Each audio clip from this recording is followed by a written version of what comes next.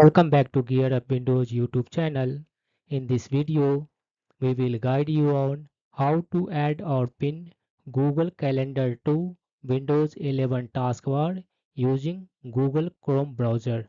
In case you prefer to use Google Chrome browser on your Windows 11 PC, you can pin a Google Calendar button to the taskbar for quick access.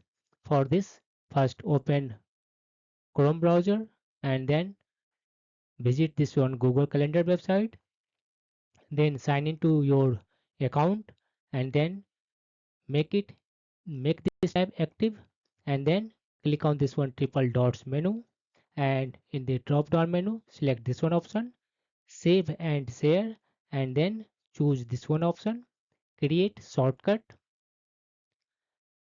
Here you can change the name of Google Calendar. By default, it will open in a new tab. In case you want to open in a new window, each time check this one option, open as window, and then click on this one create button. In the desktop shortcut of Google Calendar, select it and right click on it. Then choose this one option, show more options. Then select this one pin to taskbar option. This will pin a Google Calendar button to the taskbar. Just click on this one